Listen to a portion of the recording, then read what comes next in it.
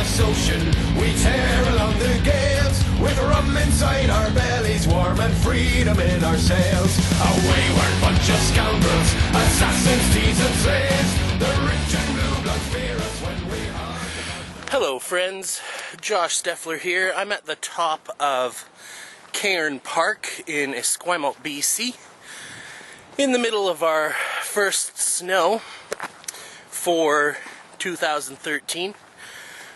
In Victoria, we didn't get any snow last winter, so it's kind of exciting for us.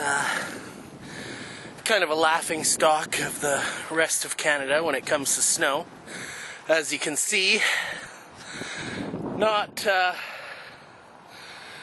whole lot of snow.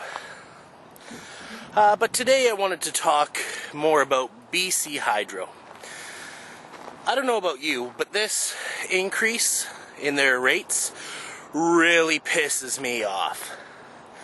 And what else pisses me off is I've been seeing this petition going around by the NDP that they're gonna stop the rates somehow, yet they have no plan.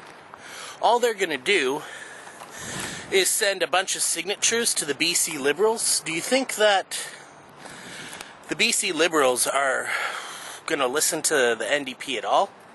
No, they're ideological enemies, these two parties. They're part of the old paradigm where they must oppose each other no matter what because it's BC.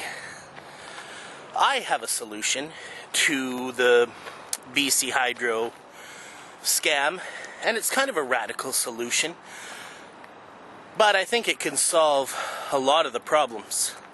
So let's start. First step, you fire all of the executives at BC Hydro. And I'm not talking about letting them go with their golden handshakes or their rich pensions. These guys are fired for incompetence. How do you take a profitable energy company that has a government-mandated monopoly and put it into debt? That's ridiculous. So all these managers fired. Executives, chief executives, fired. No severance pay.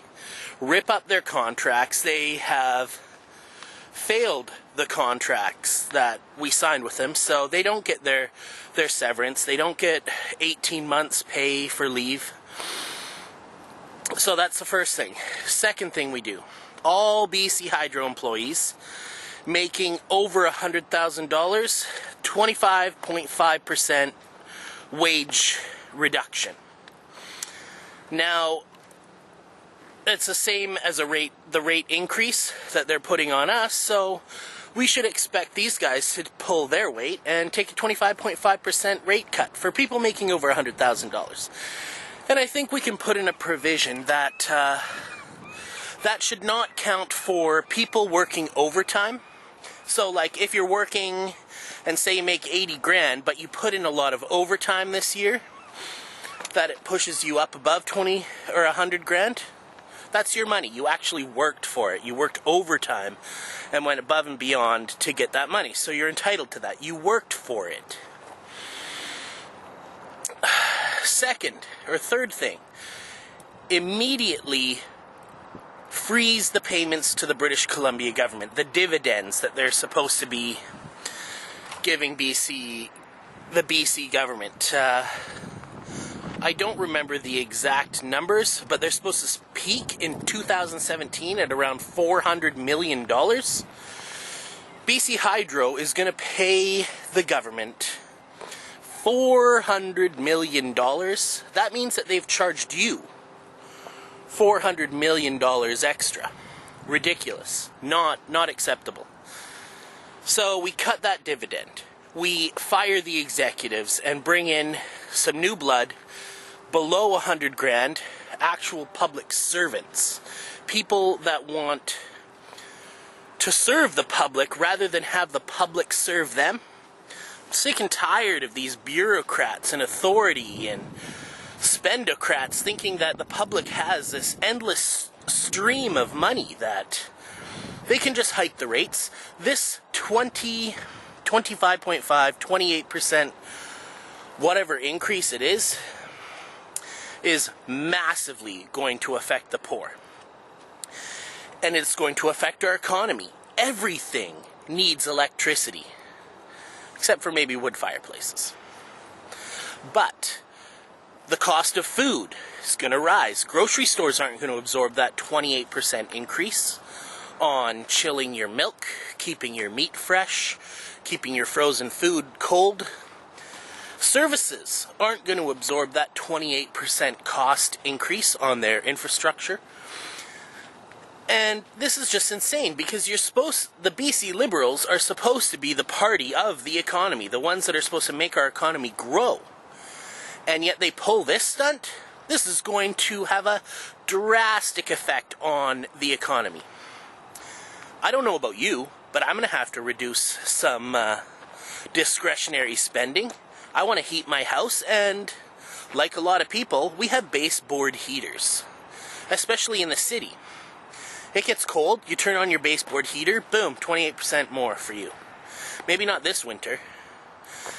And next winter, it's only 9%. They make it sound like, oh, well, we'll just do it in increments so that it's okay, it's palatable. It's not palatable. It's theft. It's corruption. It's coercion. It's all those C words. You know what I'm talking about. So, where are the plans to eliminate the debt that hydro has accumulated? There are none. Can we use the Bank of Canada to borrow the money that is owed and not pay interest so that the actual principal comes down? Are we paying interest on this debt that's owed? That's a good question. I don't know.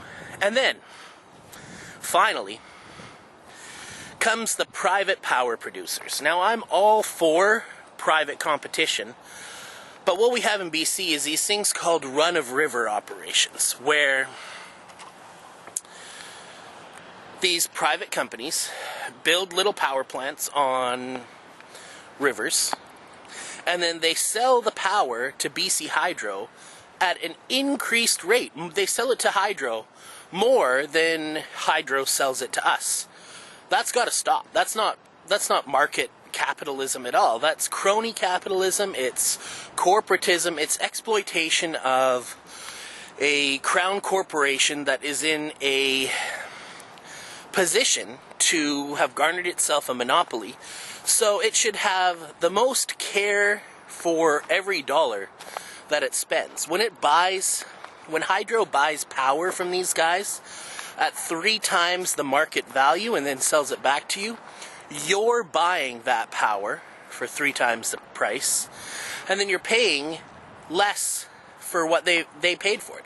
So those sweetheart deals, that gravy train, pulls into the station, it's done. The hydro or the private power companies that want to run these things, that's great. You can keep those plants.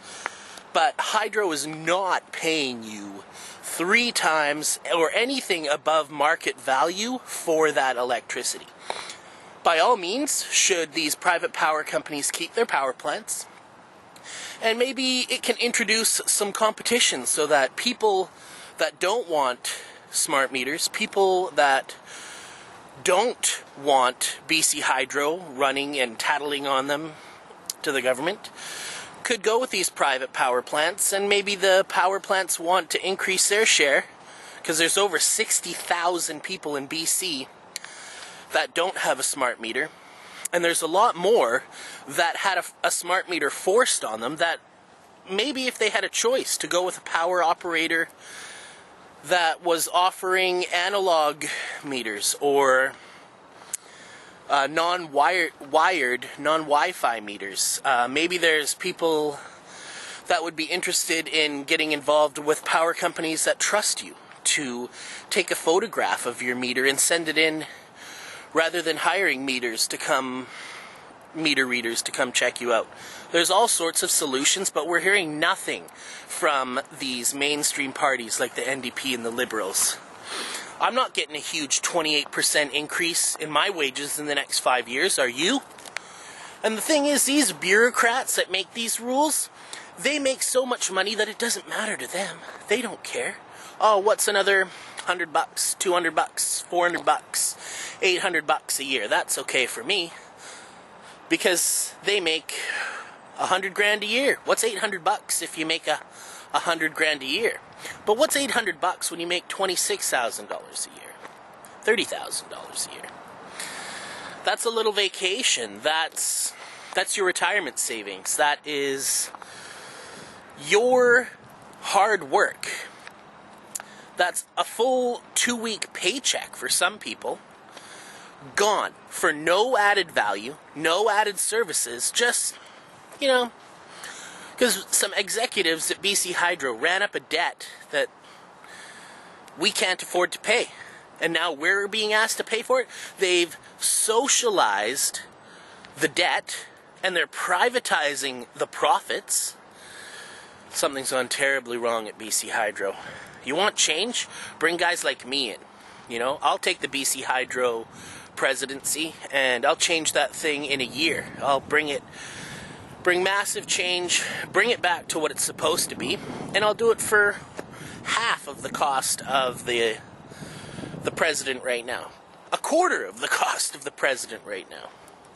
We need people that are willing to serve, not expecting the public to serve them. This is Josh Steffler. If you have concerns about this, please email the BC Utilities Commissioner. I'll put the email link in the video right here. And send them a letter. Explain how this hike is going to affect you, because it's up to the BCUC to agree to this increase. And a petition from the NDP is not going to do anything.